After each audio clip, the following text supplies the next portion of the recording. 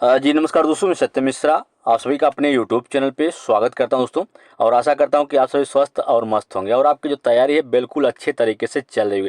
दोस्तों चलिए क्लास की शुरुआत करते हैं। सबसे पहले यहाँ पे कुछ जीके के प्रश्न हैं, फिर उसके बाद हम करंट के प्रश्न की तरफ बढ़ेंगे। तो चलिए यहाँ पे जीके के कुछ प्रश्न आपके सामने आ चुके हैं। पहला प्रश्न है यहाँ पे कि विश्व का सबसे अधिक आबादी वाला शहर कौन सा है।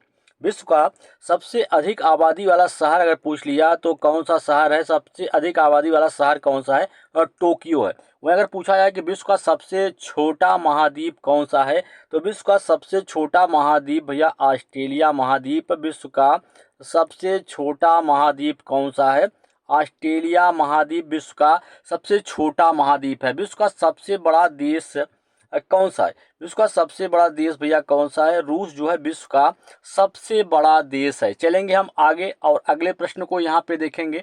करंट के प्रश्न दोस्तों आपके एग्जाम में एसएससी हुआ, रेलवे हुआ, इन सब परीक्षाओं में पूछे जाते हैं कि विश्व का सबसे बड़ा डेल्टा कौन सा है। तो विश्व का सबसे बड़ा डेल्टा दोस्तों कौन सा है, सुंदरवन।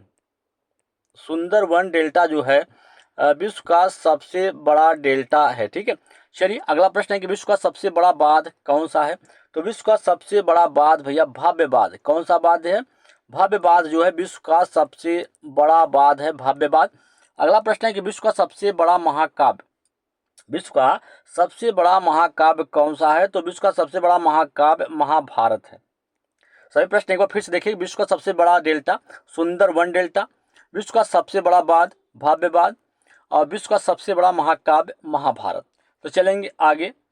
अगला प्रश्न है यहाँ पे कि विश्व में सबसे बड़ा द्वीप, विश्व में सबसे बड़ा द्वीप कौन सा है, ग्रीनलैंड। बिल्कुल भैया, सबसे बड़ा द्वीप कौन सा है, ग्रीनलैंड जो है सबसे बड़ा द्वीप है, ग्रीनलैंड।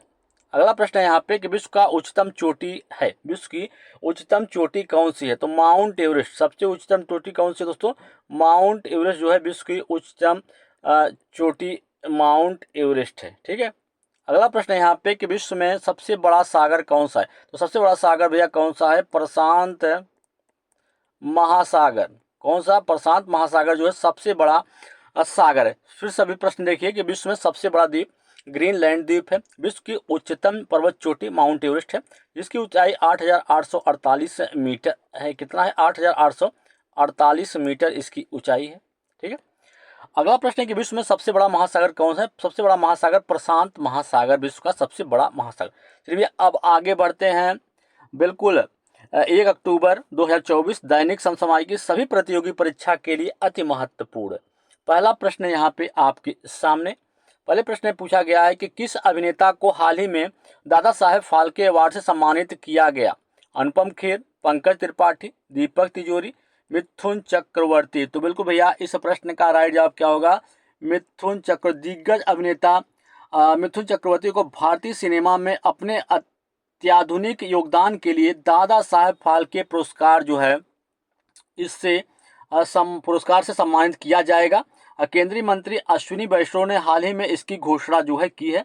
मिथुन चक्रवर्ती को 17वें राष्ट्रीय फिल्म पुरस्कार समारोह में, बिल्कुल ये जो आपका 17वां राष्ट्रीय फिल्म पुरस्कार होने वाला है, इस पुरस्कार में ही फिल्म पुरस्कार महोत्सव जो होने वाला है, इसमें ही इनको दादा साहेब जो फाल्के पुरस्कार है इससे इनको नवाजा जाएगा। तो चलिए अगर हम बात करें तो ये पुरस्कार जो है दादा साहेब फाल्के पुरस्कार मिथुन चक्रवर्ती को कब दिया जाएगा, तो 8 अक्टूबर। बिल्कुल भैया 8 अक्टूबर को ये पुरस्कार जो है मिथुन चक्रवर्ती को दिया जाएगा। चलिए आगे प्रश्न पे चलते हैं और अगला प्रश्न आपके इस सामने स्क्रीन पे कि वर्ल्ड एथलेटिक्स कॉन्टिनेंटल टूर में किस भारतीय ने स्वर्ण पदक जो है जीता है। गुलबीर सिंह ने, राघवेंद्र कुमार, नीरज चोपड़ा, शरद कमल ने। भारतीय एथलीट गुलबीर सिंह ने जापान में वर्ल्ड एथलीट कॉन्टिनेंटल टूर में पुरुषों की 5000 मीटर दौड़ में 13 मिनट 11.82 सेकंड का नया रिकॉर्ड बनाया है और बनाते हुए स्वर्ण पदक जो है हासिल किए हैं। कौन से भैया, गुलबीर सिंह ने। चलिए आगे चलेंगे और अगला प्रश्न यहाँ पे देखेंगे। अगला प्रश्न है कि बिल्कुल भैया न्यायमूर्ति मनमोहन ने किस हाई कोर्ट के मुख्य न्यायाधीश के रूप में शपथ ली है। Gujarat high court, Delhi high court, Allahabad high court या पंजाब हाई कोर्ट। तो भैया न्यायमूर्ति, अगर हम बात करें, न्यायमूर्ति मनमोहन सिंह ने हाल ही में दिल्ली हाई कोर्ट के मुख्य न्यायाधीश के रूप में जो है शपथ ली है। उपराज्यपाल विजय कुमार सक्सेना ने न्यायमूर्ति मनमोहन को मुख्य न्यायाधीश के रूप में शपथ दिलाई है। उन्हें 13 मार्च 2008 को दिल्ली उच्च न्यायालय के अतिरिक्त न्यायाधीश के रूप में नियुक्त किया गया था। तो बिल्कुल इस प्रश्न का अगर हम राइट जवाब देखेंगे तो इसका राइट जवाब क्या होगा? ऑप्शन नंबर सेकंड इसका राइट जवाब हो जाएगा। चलिए अगले प्रश्न पे बढ़ेंगे और अगला प्रश्न आपके सामने स्क्रीन पे कि टेस्ट क्रिकेट में 300 टेस्ट क्रिकेट विकेट लेने वाले पहले भारतीय बाएं हाथ के स्पिनर कौन है? कुलदीप यादव, रविंद्र जडेजा, अक्षर पटेल, वाशिंगटन सुंदर। तो भारत और बांग्लादेश के बीच चल रही सेकंड टेस्ट मैचों की सीरीज में रविंद्र जडेजा टेस्ट क्रिकेट में 300 टेस्ट विकेट लेने वाले पहले भारतीय बाएं हाथ के स्पिनर बन गए हैं। वहीं जडेजा दूसरे सबसे तेज खिलाड़ी बन गए हैं जिसने 3000 टेस्ट रन बनाए और 300 टेस्ट विकेट लिए हैं। बिल्कुल भैया इस प्रश्न का राइट जवाब रविंद्र जडेजा इसका राइट जवाब होगा। चलेंगे हम अगले प्रश्न की ओर और अगला प्रश्न यहाँ पे है कि अंतर्राष्ट्रीय अनुवाद दिवस प्रतिवर्ष जो है कब मनाया जाता है? 27 सितंबर, 28 सितंबर, 29 सितंबर या 30 सितंबर को? तो विश्व भर में अनुवाद वादकों और भाषा प्रेषकों के काम का जश्न मनाने के लिए हर साल 30 सितंबर को अंतर्राष्ट्रीय अनुवाद दिवस जो है वो मनाया जाता है। इस दिवस की स्थापना की अगर हम बात करें तो पहली बार जो अंतर्राष्ट्रीय अनुवाद दिवस है इसकी स्थापना अगर कब हुई थी तो 1991 में इसकी स्थापना जो है हुई थी। ठीक है, तब से लगातार बता दें आप सभी को कि 30 सितंबर को प्रतिवर्ष जो है मनाया जाता है। तो इसका राइट जवाब क्या है? ऑप्शन नंबर 4 इसका राइट जवाब होगा। चलेंगे अगले प्रश्न की ओर और अगला प्रश्न है यहाँ पे कि हाल ही में प्रधानमंत्री नरेंद्र मोदी ने किस राज्य में 11,200 करोड़ रुपए से अधिक की विभिन्न परियोजनाओं का उद्घाटन जो है वो किया है? राजस्थान, मणिपुर, महाराष्ट्र, मेघालय। तो भैया बिल्कुल आपको बता दें कि इसका राइट जवाब क्या होगा?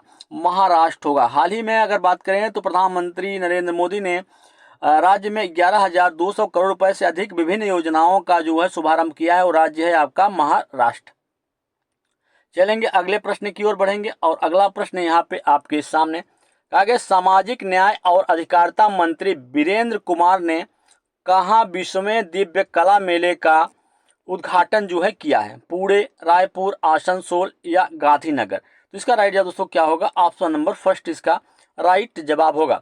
चलिए अगले प्रश्न की ओर बढ़ेंगे और अगला प्रश्न यहाँ पे आपके सामने बिल्कुल भैया नवोदय विद्यालय समिति ने जवाहर नवोदय विद्यालय चयन परीक्षा 2025 के लिए आवेदकों की तिथि कब तक बढ़ा दी है? 1 अक्टूबर, 3 अक्टूबर, 5 अक्टूबर या 7 अक्टूबर तक?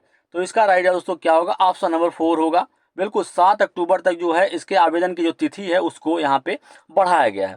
चलें आगे और अगला प्रश्न है यहाँ पे बिल्कुल भैया अगला प्रश्न है कि भारत ने ग्लोबल इनोवेशन इंडेक्स GII 2024 में कौन सा स्थान हासिल किया है?